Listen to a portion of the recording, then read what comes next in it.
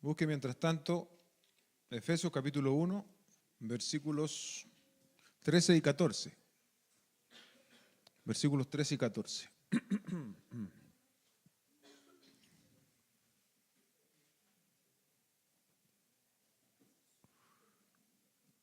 Esta predicación se ha dividido en tres partes. Hoy día vamos a terminar la completa bendición en el Dios Trino. Tercera parte, vamos a dar lectura al texto mencionado en el nombre del Señor. En él también ustedes, después de escuchar el mensaje de la verdad, el evangelio de su salvación, y habiendo creído, fueron sellados en él con el Espíritu Santo de la promesa, que nos ha sido dado como garantía de nuestra herencia, con miras a la redención de la posesión adquirida para alabanza de su gloria. Para recordar un poco, ¿no? En los primeros tres, en la primera predicación, hace ya 3 semanas atrás, identificamos la obra del Padre, ¿no? De Dios Padre. La semana anterior, entre los versículos 7 al 14, el énfasis era mayoritariamente la obra del Hijo. Y por último, en los 2 versículos que acabamos de leer, podemos ver que está lo concerniente al Espíritu Santo. Esta es un texto, por lo tanto, de un contenido trinitario evidente, ¿sí? Evidente. Primero el Padre, el Hijo y el Espíritu Santo. Antes de continuar, vamos a orar para pedirle al Señor que nos guíe durante este tiempo de predicación. Padre, en el nombre del Señor Jesucristo te damos gracias por esta oportunidad que tú nos concedes de reunirnos una vez más.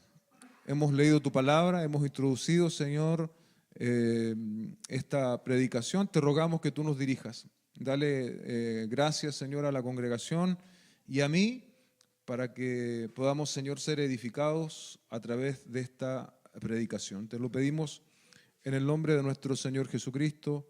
Amén y amén. En el verso 13, lo primero que dice es en Él, ¿no? En Él. La expresión en Él la hemos visto de esta manera, se refiere a Cristo. En Cristo o en Él es una reiteración, bien digo, constante. Es intencional por parte de Pablo, porque está enfatizando ¿qué cosa? La incorporación en Cristo como fuente de todas las bendiciones espirituales. Esto es muy importante en la enseñanza que estamos estableciendo durante estas 3 semanas. En Cristo, iglesia, en Él está la fuente de las bendiciones espirituales. No hay otro nombre dado a los hombres en el cual pueda alcanzar bendición espiritual si no es en Cristo. Y luego sigue, ¿no? En Él también ustedes. Y vemos un contraste marcado con lo que habíamos visto en semanas anteriores, porque el apóstol Pablo estaba hablando más bien siempre de nosotros. Nosotros, de hecho, en el versículo 12 dice a fin de que nosotros, ¿sí? A fin de que nosotros. Y ahora en el verso 13 dice en él también ustedes. Entonces hay un cambio aquí en el lenguaje. Muchos estudiosos, aquí hay discusiones teológicas, probablemente este es uno de los libros que me ha tocado predicar donde hay más disparidad respecto de algunas partes del texto, no hay mucho acuerdo, pero yo me voy a quedar con la idea de que aquí se está diferenciando entre nosotros, el apóstol Pablo dice nosotros los judíos o nosotros los apóstoles, los primeros judíos cristianos, nosotros los apóstoles, y ahora en él también ustedes, haciendo una referencia al pueblo gentil, que era el que conformaba básicamente las iglesias que estaban en Éfeso. Cuando hablamos de iglesia, usted no se imagine ni siquiera una iglesia como esta, que no es muy grande, sino que las iglesias básicamente se desarrollaban en casas. Entonces había muchas pequeñas iglesias probablemente en Éfeso distribuidas, y esa era la realidad de la iglesia durante los primeros 300 o 400 años. La iglesia vino a tener templos recién después del año 350 hacia adelante, pero hasta esa fecha la iglesia se reunía en casas, e incluso cuando eran perseguidos en catacumbas, ¿no? para salvaguardar sus vidas. Entonces, dicho esto, ¿no? Esta diferencia es interesante porque el apóstol introduce en el verso 13, dice, en él también ustedes. Entonces, en él también quiere decir que las bendiciones de las cuales hemos estado hablando durante estas ya 3 semanas son también obviamente para los gentiles.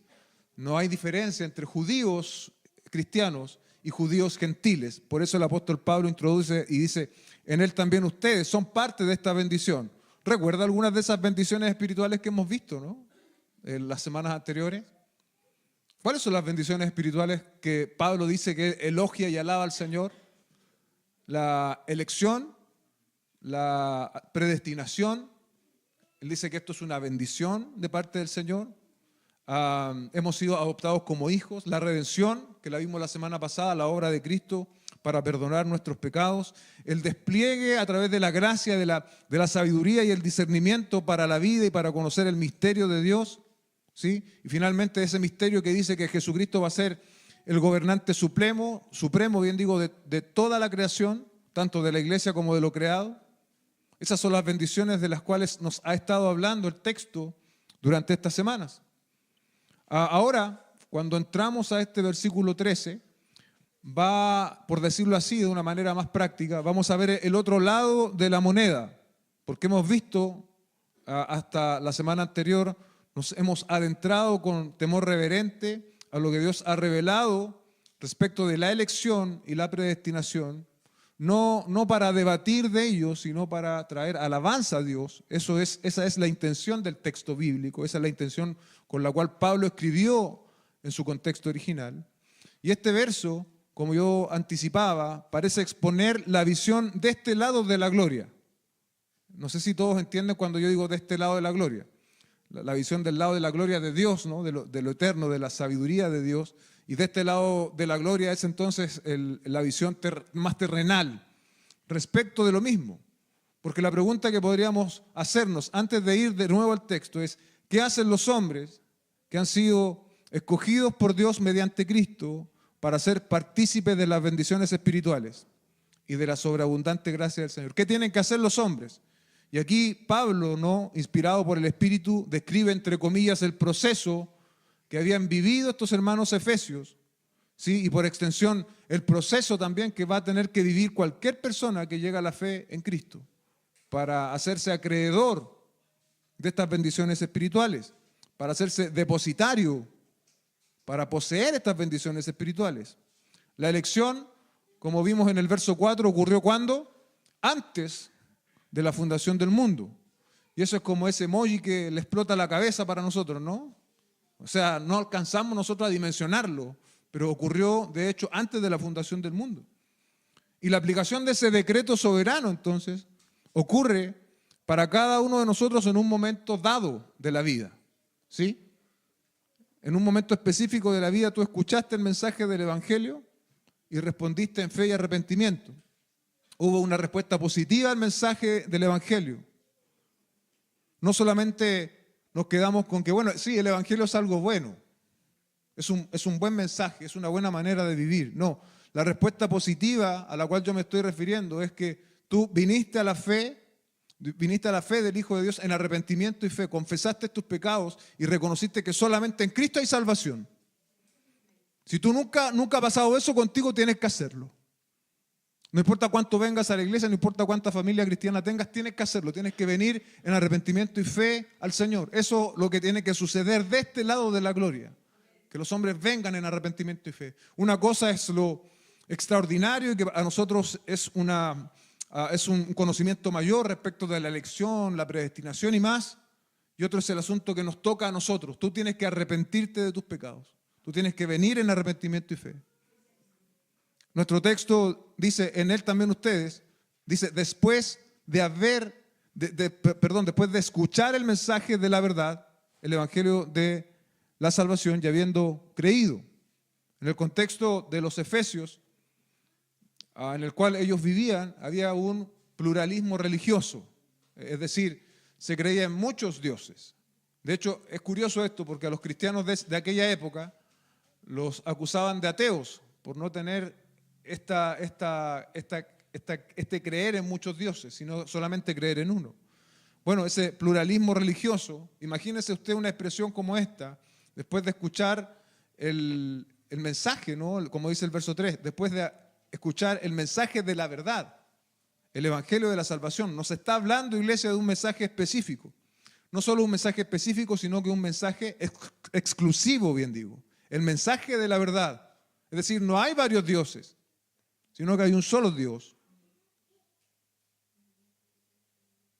Y eso tiene que haber sido en aquella época, tal como lo es hoy día, toda verdad absoluta hoy día, o más bien la verdad absoluta, es rebatida, tal como lo fue en el contexto de los Efesios también hoy. Pero si nosotros renunciamos a la idea de la verdad absoluta, imagínense qué nos queda. Un montón de verdades ahí dando vueltas sin que ninguna llegase a ser lo cierto. No, no. La palabra de Dios es la verdad. Dice, el mensaje de la verdad, el evangelio de la salvación. En otra de sus cartas el apóstol Pablo dice en Gálatas 2:5, a los cuales ni por un momento cedimos para no someternos, a fin de que la verdad del evangelio permanezca en ustedes. Es interesante, nosotros hemos dicho que esta carta fue probablemente escrita a los Efesios. También allí hay otras posturas, pero nosotros nos vamos a quedar con esa certeza que fue escrita a los Efesios. Y cuando nosotros vamos al libro de Hechos, cuando esta iglesia comenzó a ser evangelizada, por decirlo así, podemos ver ciertas características, ¿no? Ciertas aplicaciones de esto respecto de cuando las personas escuchan y cuando las personas escuchan y creen. No es lo mismo que usted escuche el mensaje del evangelio, de la verdad, a que usted escuche y cree. Hay una diferencia literal entre el infierno y el cielo. Usted no solo debe escuchar, usted debe escuchar y creer. Y bueno, el texto de la experiencia en esta localidad de Éfeso, en esta ciudad, nos sirve de ejemplo. Dice Hechos, vamos a leer aquí varios textos. Hechos capítulo 18, verso 18. Dice Pablo, después de quedarse muchos días más, se despidió de los hermanos y se embarcó hacia Siria. Y con él iba Priscila y Aquila, y en Cencrea se hizo cortar el cabello porque tenía hecho un voto. Llegaron a Éfeso. Aquí fue la primera vez que el apóstol llega a Éfeso, la primera vez. Y dejó allí a Priscila y Aquila. Este matrimonio que compartía el oficio con el apóstol Pablo eran armadores de tiendas. Dice, y entrando Pablo en la sinagoga, discutía con los judíos. Cuando usted lee el libro de Hechos, se da cuenta que esa es siempre la dinámica del apóstol Pablo. Él iba primero a las sinagogas. ¿Quiénes estaban en las sinagogas? Los judíos. Entonces, él iba primero allí y después cambió un poco la dinámica y empezó a ir a los gentiles. ¿Qué pasó? Cuando le rogaron que se quedara más tiempo, no consintió. Es decir, ese primer encuentro de Pablo con la ciudad de Éfeso fue muy, muy corto. ¿Y qué hizo él? Dejó a este matrimonio. Sigue el relato bíblico allí. Dice que una vez que Pablo partió, en verso 24, llegó a Éfeso un judío llamado Apolos, natural de Alejandría, un hombre elocuente.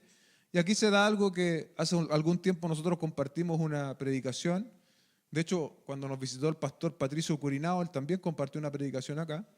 Y este poderoso en las Escrituras llamado Apolos no tenía el conocimiento completo del Evangelio y fue precisamente Priscila y Aquila quienes lo llevaron aparte y dice el texto acá literalmente, le explicaron con mayor exactitud el camino del Señor porque sus creencias eran hasta el bautismo de Juan. ¿Sí? Entonces, eso es lo que hace Priscila y Aquila. Más adelante, pasando a Efesios 19, aquí de nuevo vuelve Pablo, dice el verso 1, y Apolos estaba en Corinto. Pablo, después de haber recorrido las regiones superiores, llegó a Éfeso y encontró a algunos discípulos. Aquí también hubo que haber corrección. Es interesante leer esto, dice, y les preguntó, ¿recibieron el Espíritu Santo cuando creyeron? ¿Se da cuenta? Es decir, aquí habían personas que eran discípulos, estaban en el contexto, y el apóstol les pregunta, ¿recibieron el Espíritu Santo cuando creyeron? Ellos respondieron, no, ni siquiera hemos oído si hay Espíritu Santo. Es decir, la presencia del Espíritu Santo, y es algo que vamos a ver nosotros, no solo la presencia, a mí me gusta hablar más de la habitación del Espíritu Santo en el creyente, porque presencia a veces se puede vincular a una presencia que va y que viene. No, la habitación del Espíritu Santo en el creyente no es algo de los súper espirituales, no es algo de los cristianos especiales. La presencia del Espíritu Santo, la habitación del Espíritu Santo es la norma de todo creyente. O dicho de otra forma, si el Espíritu Santo no habita en ti, no eres creyente, no eres cristiano. En todos y cada uno de nosotros debe habitar el Espíritu de Dios. Eso fue lo que Pablo pudo ver en estos hombres. Bueno, ¿qué pasa? Verso 6, y cuando Pablo les impuso las manos, vino sobre ellos el Espíritu y hablaban en lenguas y profetizaban. Eran un total de 12 hombres. Más adelante, y aquí viene también un cambio particular en Éfeso, posiblemente este es el momento en el cual donde Pablo pasa de predicarle a los judíos a predicarle a los gentiles de Éfeso. Por lo tanto, de aquí en más tiene mucha relación con los efesios que recibieron la carta, que eran mayoritariamente hombres gentiles, familias gentiles podríamos decir. En el verso 8 dice, Pablo entró en la sinagoga, ¿se da cuenta? Y por 3 meses continuó hablando abiertamente, discutiendo y persuadiéndoles acerca del reino de Dios. Aquí esto es el ejemplo de los que oyen. Mucha gente oye. Pero mira lo que pasa en el verso 9. Pero cuando algunos de ellos se endurecieron, ¿sí? Hay gente que oye, tú puedes estar escuchando a Pablo mismo y endurecer tu corazón y no escuchar e incluso tomar una posición adversa. Dice, se volvieron desobedientes, hablando mal del camino ante la multitud. Personas que durante 3 meses habían estado escuchando el Evangelio por boca de Pablo, ahora empezaron a hablar mal de este camino. ¿Qué hizo Pablo? Se apartó de ellos llevando a los discípulos. Es decir, ese trabajo que él había hecho allí, sacó a los discípulos y ahora discutía abiertamente, diariamente, en la escuela de Tirano.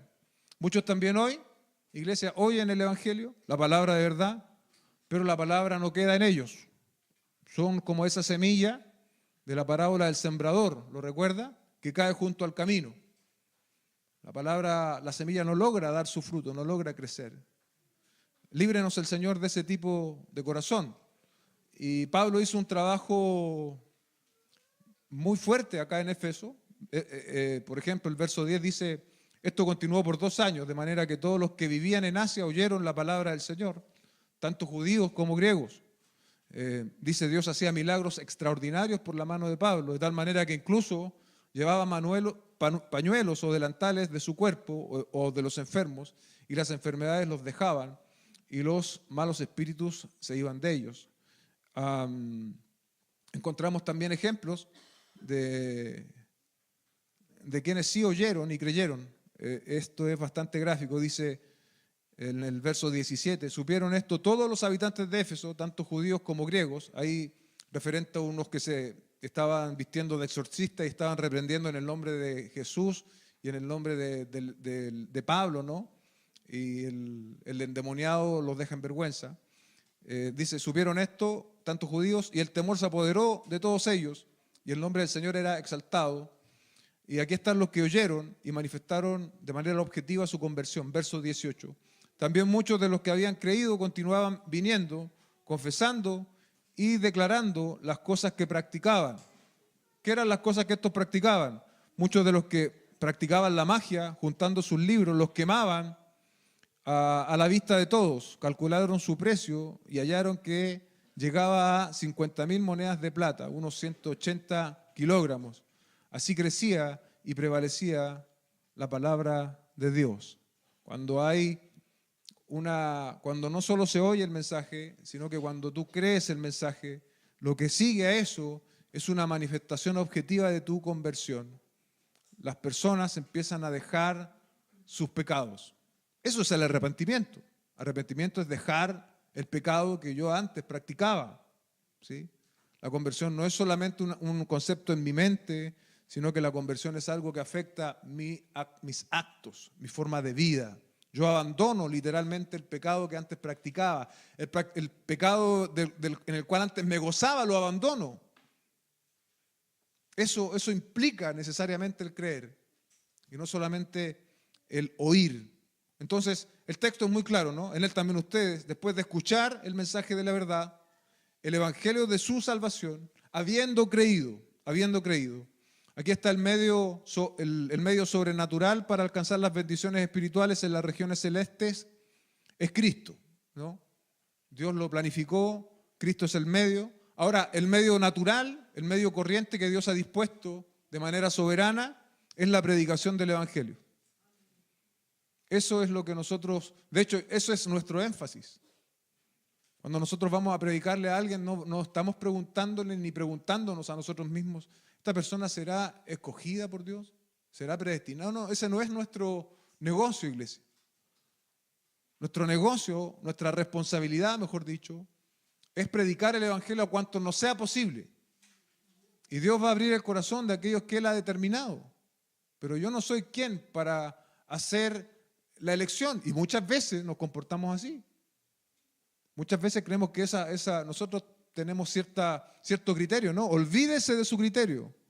Porque el que escribió esta carta fue un exterminador de cristianos. El que escribió esta carta fue un exterminador de cristianos, un persecutor de cristianos.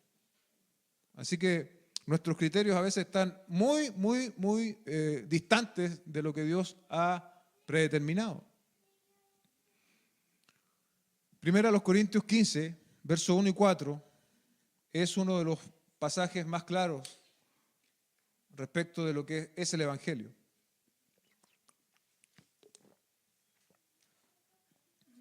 Dice así el texto: ahora les hago saber, hermanos, el Evangelio que les prediqué.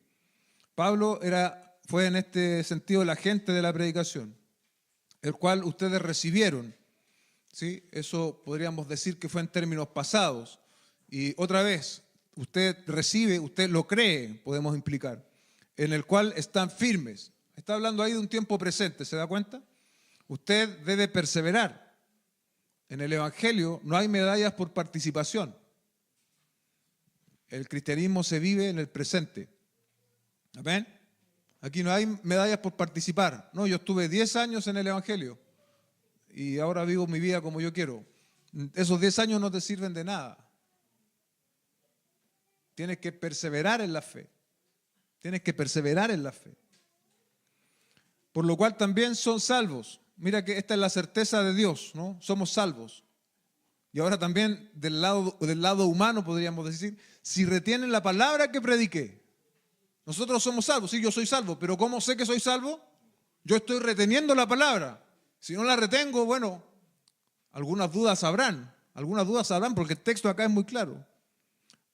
Que no hayan creído en vano, esa certeza está en nosotros. ¿Y cómo se hace visible? Reteniendo la palabra. Y aquí está estos pasajes que representan un sumario muy condensado, pero preciso, inspirado por el Espíritu Santo respecto de lo que es el Evangelio. Porque yo les entregué en primer lugar lo mismo que recibí, que Cristo murió por nuestros pecados, hablábamos de la redención la semana pasada, conforme a las Escrituras. ¿Sí? Verso 4, que fue sepultado y resucitó al tercer día conforme a las Escrituras. La predicación del Evangelio, por lo tanto, Iglesia, contempla estos tres hechos históricos respecto de Cristo. Fue sepultado, resucitó y al tercer día resucitó. Eso siempre debe estar en cualquier predicación elemental y básica del Evangelio, y que Él también ha muerto por nuestros pecados. La salvación, dice Bob Utley, la salvación es tanto un mensaje para creer como una persona en quien confiar. Conlleva tanto la aceptación mental de la verdad de la Biblia, manera de ver el mundo, como una bienvenida personal a Jesús. El Evangelio debe ser recibido personalmente. El Evangelio debe ser recibido personalmente. Quisiera invitarlos en este sentido a reflexionar en esto. El contexto no convierte a nadie. El hecho de que tú estés aquí participando no te convierte en cristiano. El hecho, como decíamos antes, de solo oír el Evangelio, la palabra de verdad, tampoco convierte a nadie. Puedes estar en la iglesia más sana de Santiago, con el mejor predicador de Santiago, con los mejores representantes de la sana doctrina, o ir a un pastor especialista en el Evangelio, pero si tú no crees en esa verdad, eso no va a tener ninguna trascendencia. Debes creer en el mensaje del Evangelio, que está protagonizado por la obra de Jesucristo, quien murió por nuestros pecados, fue sepultado y resucitó al tercer día. La pregunta es, ¿tú crees en esto?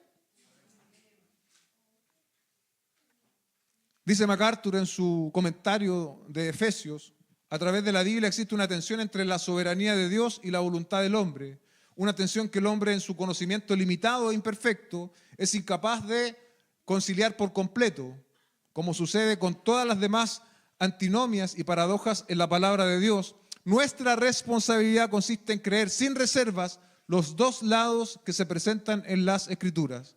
Tal como fueron reveladas, sabemos que las verdades están en perfecto acuerdo en la mente de Dios. Y ese conocimiento debería dejarnos satisfechos. ¿Sí? La soberanía de Dios y la responsabilidad humana. ¿Cuál es nuestra responsabilidad? Es oír y creer el Evangelio. ¿Qué es lo que Dios ha hecho en la eternidad pasada? Él ha escogido, ha hecho la elección y son a nuestra mente muchas veces verdades irreconciliables, pero a nosotros nos toca creerlas y afirmarlas. ¿Cuál nos toca de manera especial y específica? La predicación. La predicación y el creer. Alguien ha ilustrado con agudeza, escuche bien esto, la verdad de los lados divinos y humanos de la salvación de esta manera. Si uno mira la entrada del cielo desde la tierra, hay un aviso que dice, todo aquel que quiera puede entrar. ¿Lo imaginó, no? Si uno mira la entrada del cielo desde la tierra, hay un aviso, todo aquel que quiera puede entrar. Y después de entrar al cielo, si uno se da vuelta y ve el mismo aviso por el otro lado, dice, escogido en Cristo antes de la fundación del mundo. Esa es una buena manera de representarlo, de poder verlo. Romanos capítulo 10, versos 11 al 15. Pues la Escritura dice, todo el que cree en Él no será avergonzado. Porque no hay distinción entre judío y griego, pues el mismo Señor es Señor de todos, abundando en riquezas para todos los que le invocan. ¿Has invocado al Señor? Dice el texto bíblico que si tú crees no serás avergonzado. Verso 13, porque todo aquel que invoque el nombre del Señor será salvo. Todo aquel que invoque el nombre del Señor será salvo. ¿Has invocado el nombre de Dios? ¿Has reconocido tus pecados? ¿Te has postrado delante de Él? ¿Has reconocido que solamente en Cristo hay salvación? Si tú le invocas de corazón, si tú le invocas con todo tu corazón, con toda tu convicción, serás salvo, dice el texto bíblico. Puedes reconocer la obra de Cristo en tu favor y venir arrepintiéndote de tu pecado a sus plantas. Ahora, iglesia, nosotros, ¿no? Quienes decimos que ya somos creyentes, cristianos. Aquí el verso 14 nos muestra cómo pues invocarán a aquel en el quien no han creído y cómo creerán en quien no han oído y cómo irán sin haber quien les predique. Ahí está entonces nuestra responsabilidad de predicar el Evangelio. ¿Y cómo predicarán si no son enviados? Tal como está escrito, cuán hermosos son los pies de los que anuncian el Evangelio del bien. Eso es lo que nosotros tenemos que hacer en estos días, predicar el Evangelio a cuantas personas nos sea posible. Una persona evangeliza, dice Warren Wiersbe, y no discute la elección con la gente que no es salva, porque es algo que concierne solamente, él dice aquí a los creyentes, ¿no? En un sentido de convicción, podríamos decir, teológica, pero es algo que concierne a Dios, más bien dicho. Él anuncia simplemente la verdad del Evangelio e invita a la gente a confiar en Cristo y el Espíritu hace el resto. A veces nos complicamos, pero tenemos que entender esto, que es Dios a través de su Espíritu quien hace el resto. La fe es la respuesta del hombre al propósito de la elección de Dios. La determinación de Dios con respecto a los hombres se llama elección. La determinación del hombre con respecto a Dios se llama fe. En la elección Dios da sus promesas y los hombres las reciben por fe, dice otra vez el comentario de John MacArthur.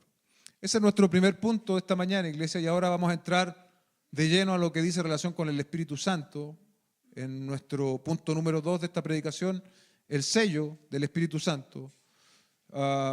Todos aquellos que creen, lo dije yo antes, pero lo vuelvo a repetir porque es muy importante, todos aquellos que creen en Cristo, sin ningún tipo de diferencia racial, social o económica, dice el texto, fueron sellados en Él con el Espíritu Santo de la promesa. Recordamos otra vez que Pablo está dándonos la perspectiva ahora humana de los acontecimientos. De hecho, este no es necesariamente un orden, ¿no? No es un orden cronológico de cómo ocurre la salvación. No es que primero tú creas y luego seas sellado. Porque recordemos, por ejemplo, lo que dice Romanos capítulo 2, verso 8, este mismo texto. Porque por gracia ustedes han sido salvados por medio de la fe. Y esto no procede de ustedes, sino que es don de Dios. ¿Qué es esto que dice el texto? Bueno, tanto la gracia, que por definición es un don de Dios, y la fe son regalos de Dios para nosotros. Amén. Y de hecho, el hombre muerto en sus delitos y pecados no puede producir fe salvadora, porque estamos muertos. Dice acá mismo, Efesios capítulo 2, verso 1, y Él les dio vida a ustedes, que estaban muertos en sus delitos y pecados. Por lo tanto, ¿qué significa, iglesia, ser sellado por el Espíritu? ¿Cómo luce una persona que es sellada por el Espíritu Santo? Quiero que tratemos de resolver un poco esta primera parte, ¿no? Pero antes de eso, ¿qué es un sello? ¿Qué era un sello en el contexto en el cual esto se escribió? En la cultura greco-romana, sellar era una señal de seguridad, de autenticidad y de permanencia. Sellar, además, involucraba una transacción terminada. El sello implica, como dijimos antes, propiedad. Y en el contexto del Nuevo Testamento, todo propietario que tuviese algo de valor, lo sellaba. Se sellaba, por ejemplo, el ganado, e incluso por ahí en un comentario leí que sellaban a los esclavos como algo de valor. Ahora, el texto nos está hablando que el Espíritu Santo nos ha sellado.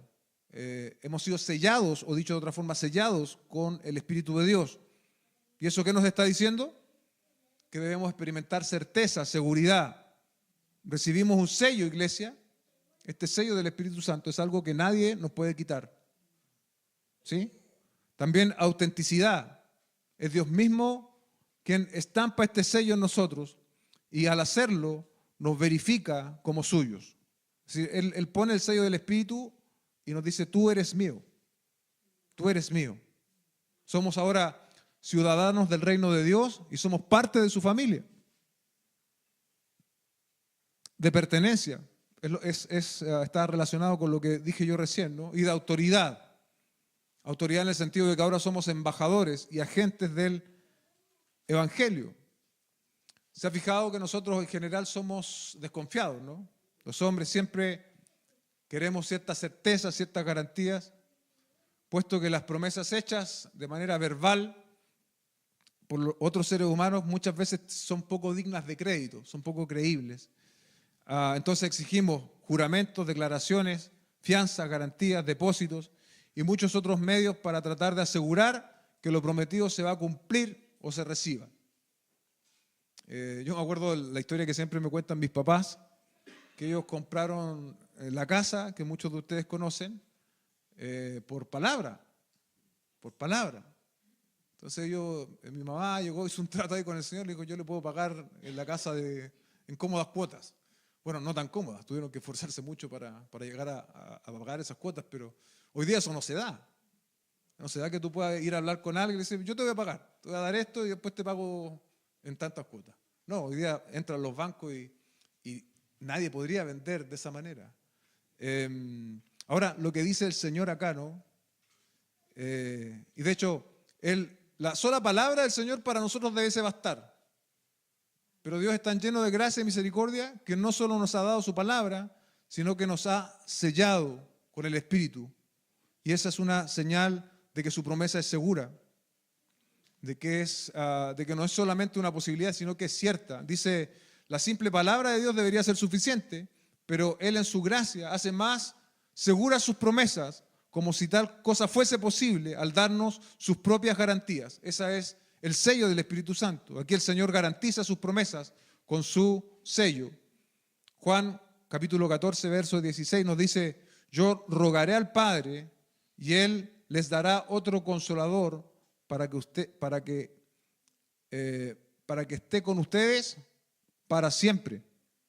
Aquí el otro consolador es el Espíritu de Dios. ¿Por cuánto tiempo va a estar con nosotros? Para siempre. El Espíritu Santo permanece con el creyente para siempre, en todo tiempo, iglesia. Y eso debe animarnos. Eso debe animarnos. El Espíritu Santo mora en nosotros de manera permanente. A veces nosotros fallamos. Dice el mismo texto en Efesios que nosotros llegamos a entristecer al Espíritu Santo. Pero Él no nos abandona. Dios va a buscar la manera de hacernos volver al arrepentimiento, nos va a disciplinar si es necesario, pero el Espíritu Santo sigue estando con nosotros. Por lo tanto, la pregunta para nosotros, ¿cómo te sientes tú, hermano, hermana, al saber que Dios te ha sellado con su Espíritu? Eso tiene que traerte certeza, seguridad. Somos de Dios de manera permanente e irreversible. Aleluya. Esta transacción ya fue finalizada en Cristo y si tú crees en Él, es una certeza que tienes que tener, tienes que disfrutar de esto. Eso es un poco la intención de Pablo. Él está pensando en esto, está escribiendo esto, inspirado por el Espíritu de Dios, obviamente, pero esto a él le trae alabanza. Él se goza de esto. Él está alabando al Señor por esto. Y que nosotros seamos hoy día sellados por el Espíritu Santo, que tengamos esta certeza nosotros que ¿qué podíamos ofrecerle al Señor a cambio? Absolutamente nada. Todo es por la gracia del Señor. Esto debe ser para nosotros un motivo de gozo, de gratitud. La vida está llena de problemas. A lo mejor tú ahora mismo lo estás pasando mal. Dolores agudos, dolores crónicos, incertidumbres, que naturalmente nos van a empujar hacia la queja, pero aquí se nos revela algo más grande. Aquí se nos revela algo más permanente. De hecho, es algo eterno. Somos sellados en Cristo con el Espíritu Santo. Y dice el texto, el Espíritu Santo de la promesa. ¿A qué se refiere que sea el Espíritu Santo de la promesa? Fue una promesa hecha en el Antiguo Testamento, confirmada por Dios en el Nuevo. ¿Cuándo se hizo esta promesa? Joel, capítulo 2, verso 28. Joel, capítulo 2, verso 28. Vamos a tener un Joel luego por acá, ¿no?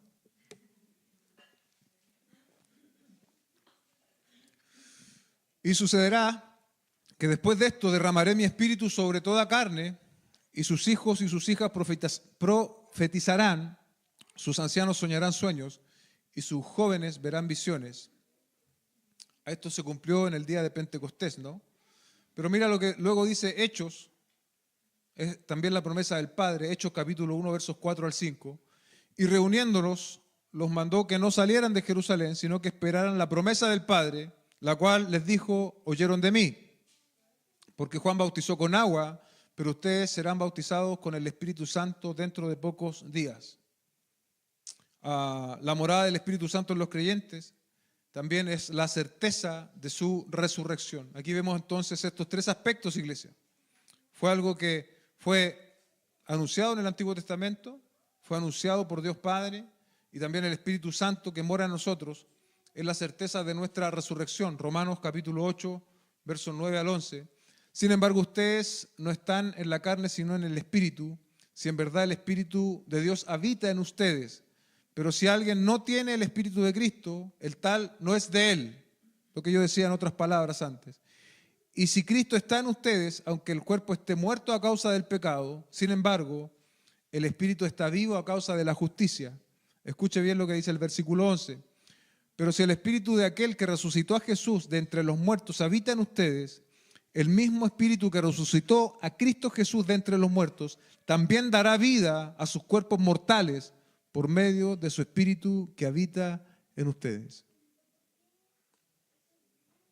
No tenemos certeza cuándo vamos a dejar de vivir, ¿sí?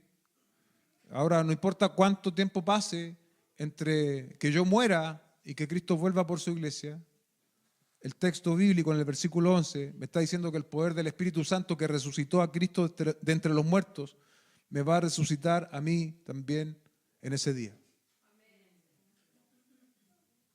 Uno de los pasajes más claros respecto de la evidencia, y aquí pasamos a otro tema que también quisiera mencionar, porque el sello es una realidad espiritual interna, podríamos decir, pero que se hace evidente en nuestros hechos.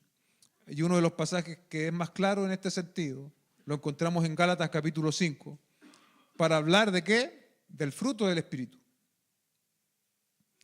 Leamos Gálatas capítulo 5, verso 16. Vamos a leer un poco más amplio para tener el contexto y el contraste.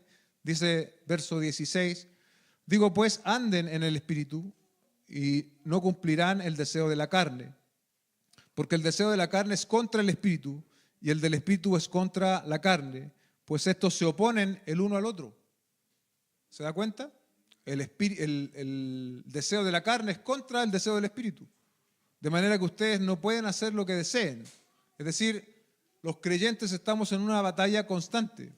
Somos habitación del Espíritu Santo, pero aún está nuestra carne ahí presente. Pero si son guiados por el Espíritu, no están bajo ley.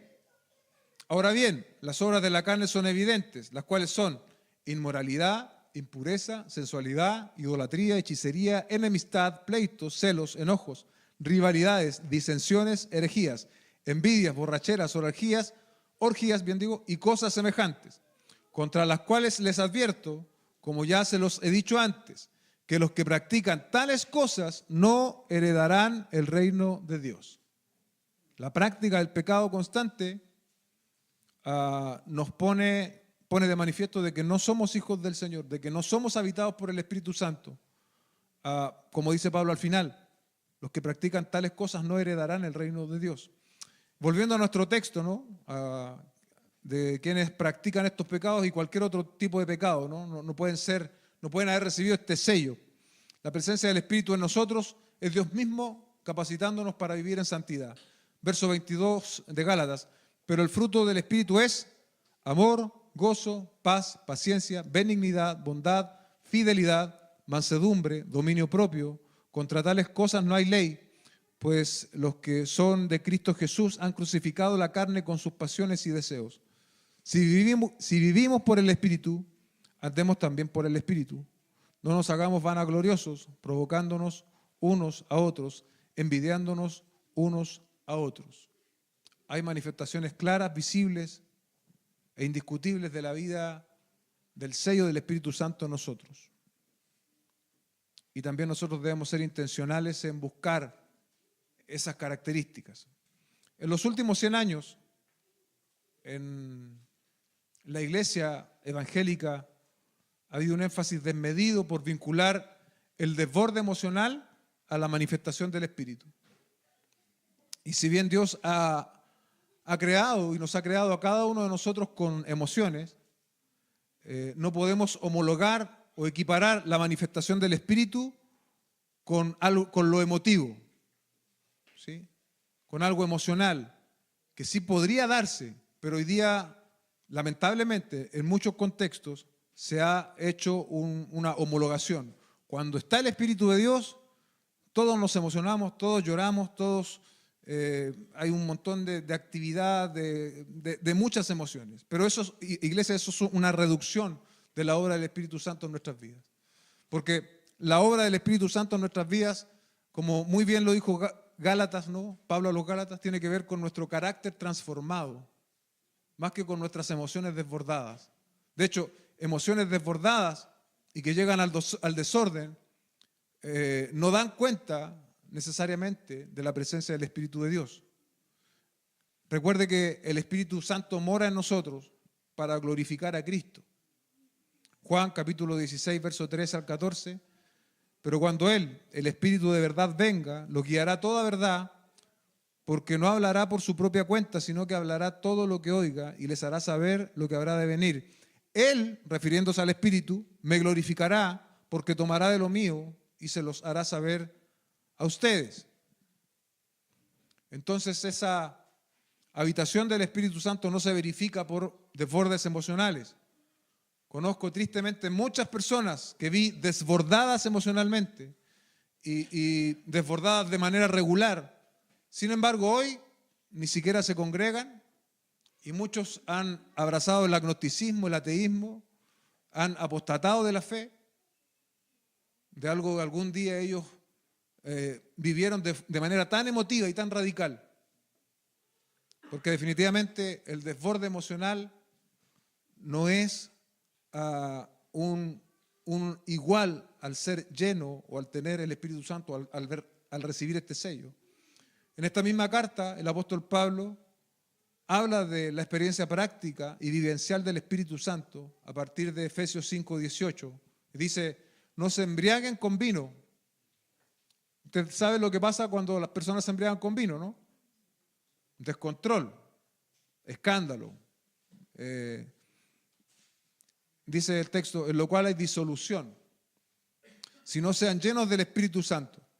Directamente en el texto implica que el ser llenos del Espíritu Santo, más que un desborde, más que un descontrol, es control, es dominio propio, es un carácter que refleja el carácter de Cristo.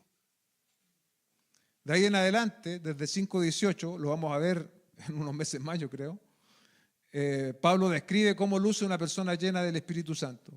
Está en control de su carácter, se somete a la palabra de Dios y eso lo refleja en todas sus relaciones. Una buena relación con Dios siempre va a hacer que nosotros tengamos buenas relaciones con los demás. Con nuestro esposo, nuestra esposa, con nuestros hijos, con nuestros empleadores. Pero difícilmente, si yo tengo una mala relación con Dios, voy a poder tener buenas relaciones con los demás.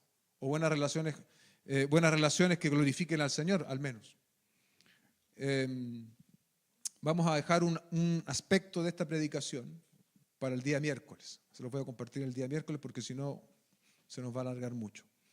Pasamos a nuestro tercer punto, que es el propósito del sello, ¿no? Aquí en este punto número 2 vimos las implicaciones del haber sido sellados por el Espíritu, ¿sí? Y ahora vamos a ver el propósito de este sello. En el verso 14 dice que nos es dado como garantía de nuestra herencia, con miras a la redención de la posesión adquirida para alabanza de su gloria. La NBI traduce, el Espíritu es la garantía que tenemos de parte de Dios de que nos dará la herencia que nos prometió y de que nos ha comprado para que seamos su pueblo. Dios hizo todo esto para que nosotros le diéramos gloria y alabanza. Otra vez tenemos que preguntarnos qué significa que el Espíritu sea una garantía.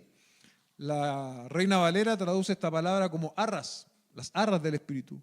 Dice un comentarista, arras es una palabra fascinante. En los días de Pablo significaba la fianza que garantizaba la compra final de una mercadería o propiedad. El Espíritu Santo, entonces, podríamos decir, es el primer depósito de Dios para garantizarles a sus hijos que Él terminará su obra y los llevará finalmente a la gloria. También, en otros contextos, la palabra arras podría significar anillo de compromiso. Hoy día el uso del griego, que hoy día se usa en Grecia, digamos, se podría vincular a esto. Pero después de todo, ¿no es un anillo de compromiso una seguridad? ¿Sí? Una garantía. Nuestra relación con Dios a través de Cristo es mucho más que una relación comercial, en el ejemplo de arras que yo daba antes, ¿no? Es una experiencia personal de amor. Él es el esposo y su iglesia es la novia.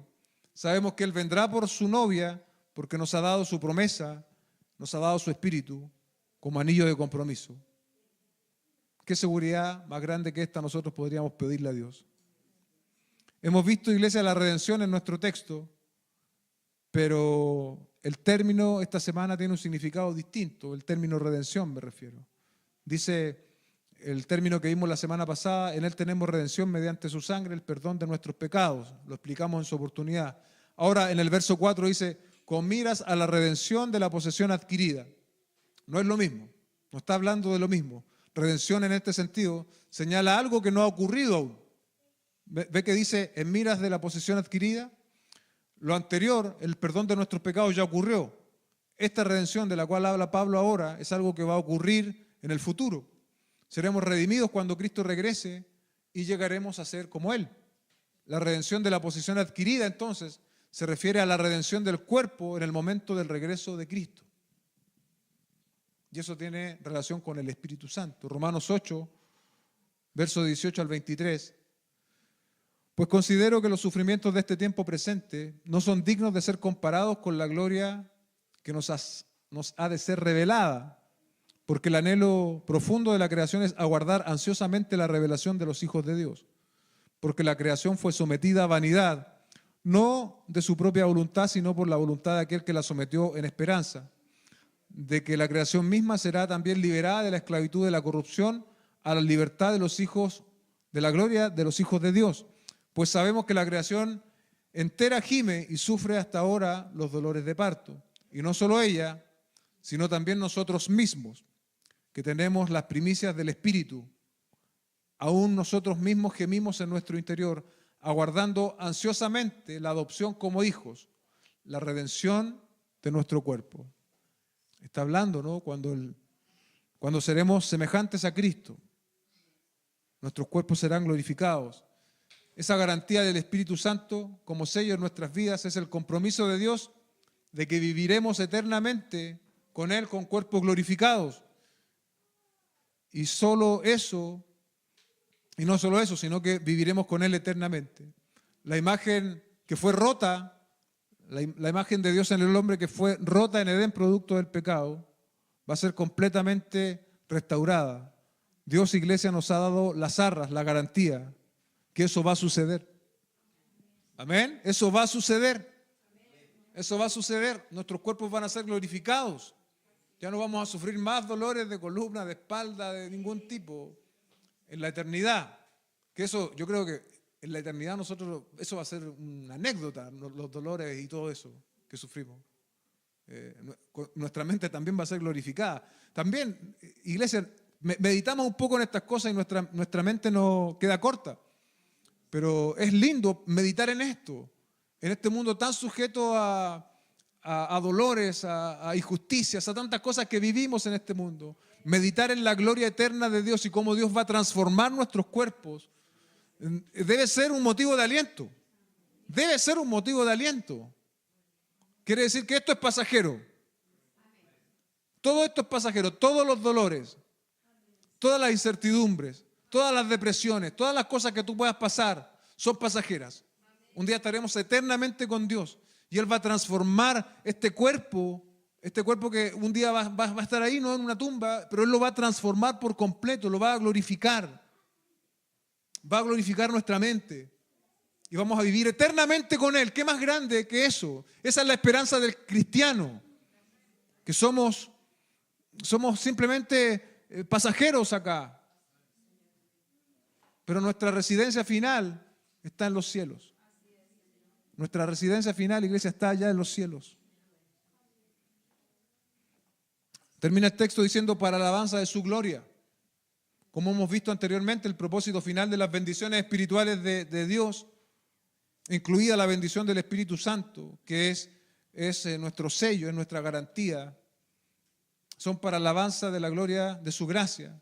Durante 3 semanas hemos visto estas verdades, estas bendiciones espirituales que hemos recibido mediante Cristo. Fuimos escogidos, predestinados, redimidos, llenos de sobreabundante gracia en sabiduría y discernimiento. Se nos dio a conocer el misterio de su voluntad. Además fuimos sellados con el Espíritu Santo, que es la garantía de nuestra redención final. Todo esto, amados hermanos, ¿es para qué?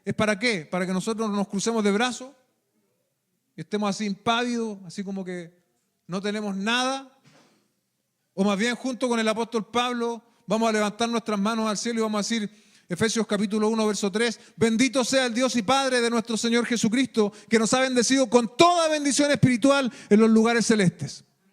¿Cómo lo vas a hacer tú? ¿Te vas a quedar así como que lo mereces o vas a ser como Pablo ahí escribiendo en una cárcel? Bendito sea el Dios y Padre de nuestro Señor Jesucristo, que nos ha bendecido con toda bendición espiritual en los lugares celestes.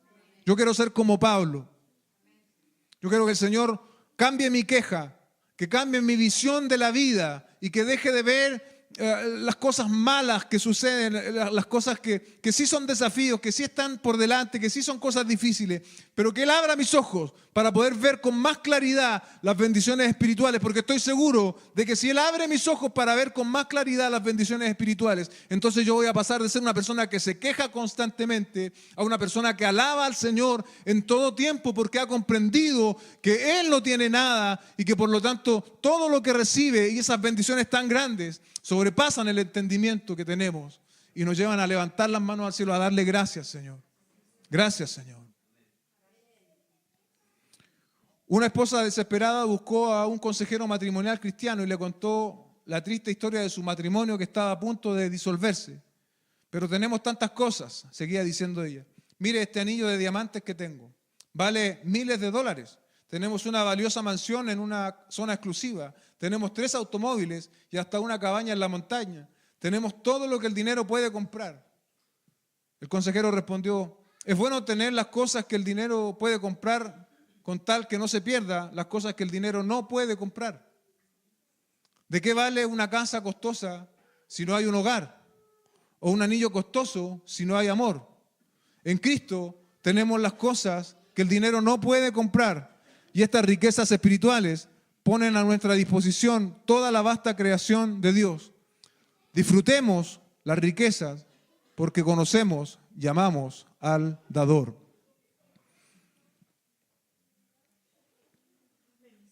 El Señor nos ayude, amados hermanos, a ver estas riquezas, a agradecer estas riquezas y a seguir perseverando en la fe.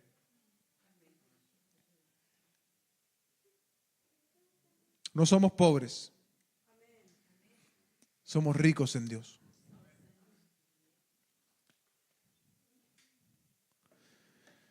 Vamos a orar y a dar gracias al Señor.